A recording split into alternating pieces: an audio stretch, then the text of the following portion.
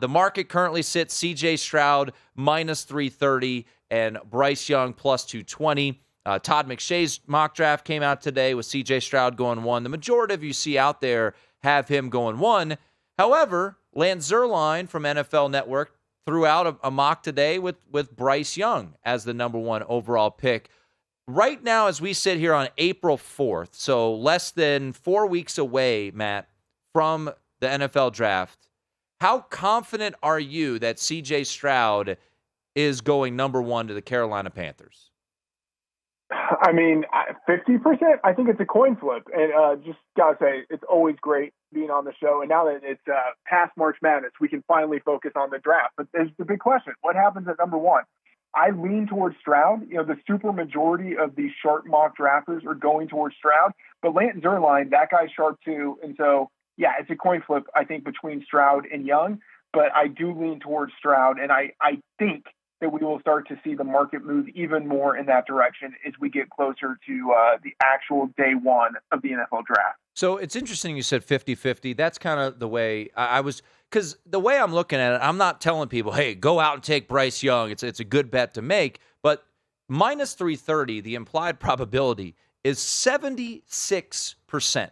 So obviously minus 330 would not be a bet that I think anyone of us would advise C.J. Stroud to go number 1. My question to you is this, Matt.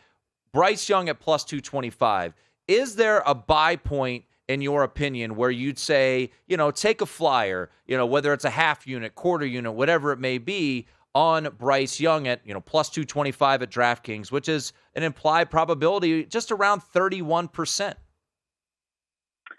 Yeah, I mean, I think his realistic odds are probably closer to like 20%.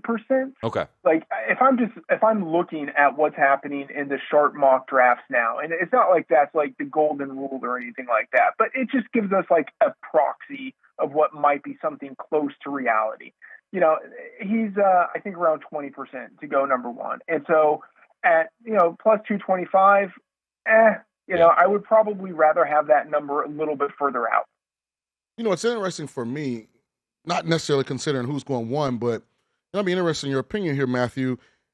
To me, Bryce Young and C.J. Stroud, at least through my evaluations, are the 2 highest graded quarterbacks I've had over the last 3 years. I think if they're in last year's draft, they grade out higher than Kenny Pickett, who was the first quarterback.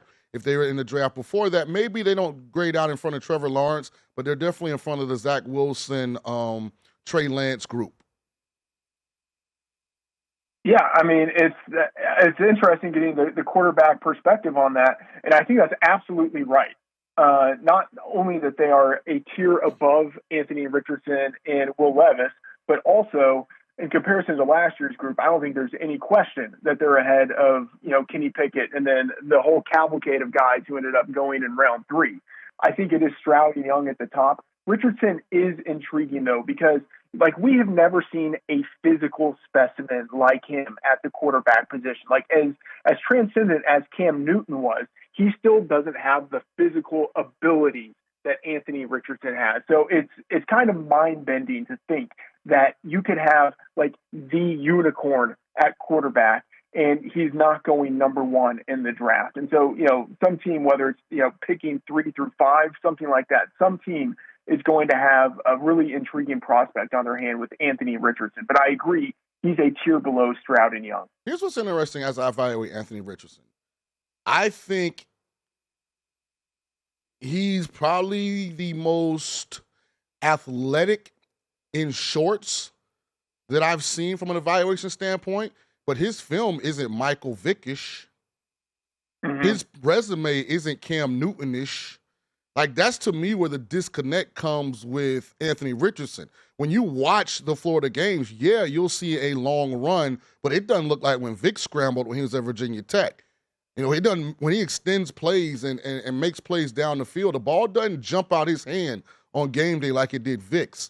He didn't win at the level Cam Newton did. And I know people talk about support system and surrounding talent.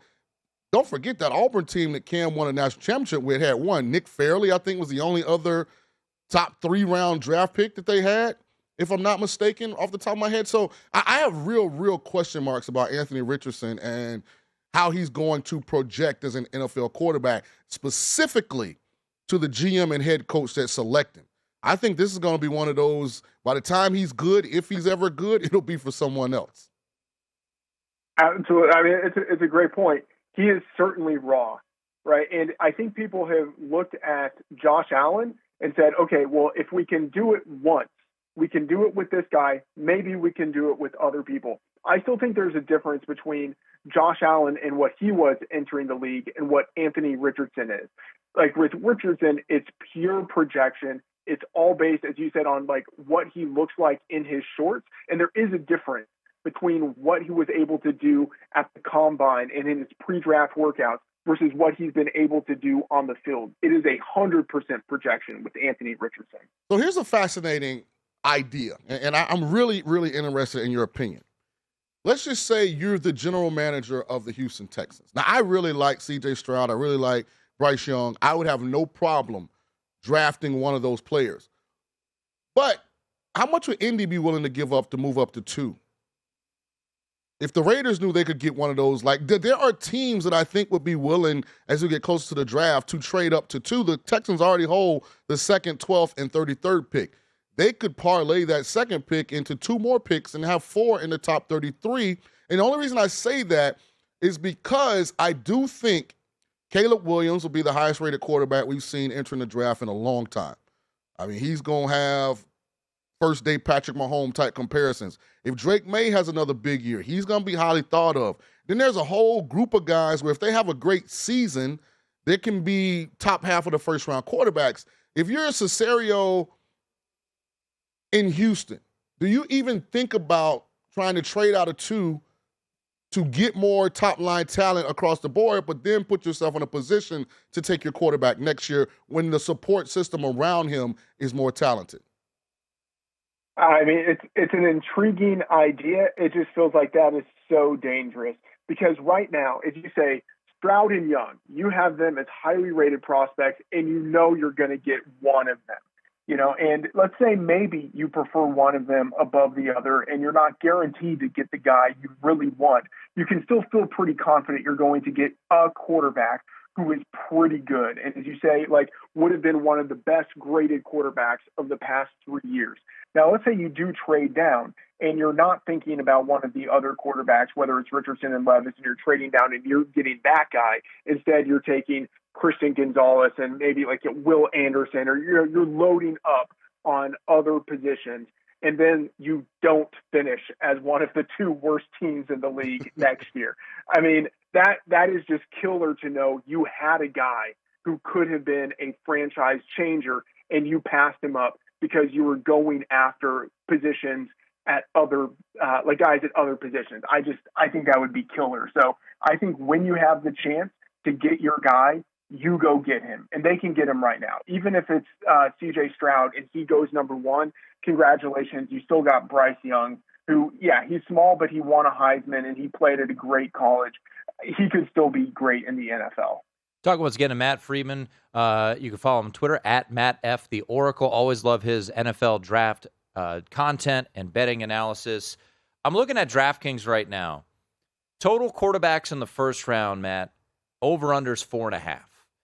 And I think a lot of this has to do with Todd McShay's mock draft that came out today that had Hendon Hooker going 23 to the Minnesota Vikings. So last year, we ran into this, how many are going to go in the first round? Could Desmond Ridder sneak in? Malik Willis is a lock. Ultimately, 1 quarterback went in the first round, and that was Kenny Pickett, and no others quarterbacks went to the 3rd round. The under is shaded to minus 150 here in the first round. Is that worth a look to you, or is there too much risk with the possibility of someone like Hendon Hooker sneaking into the first round?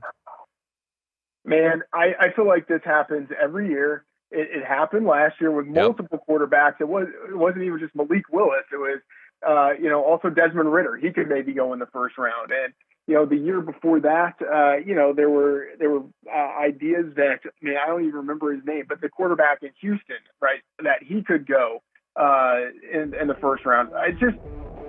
No, I'm taking the under. Yep. I would bet it all the way to minus 300. I'm with you, Matt. I like it. Visit VSiN.com to get current odds, listen for free, find showtimes, and download VSiN sports betting podcasts.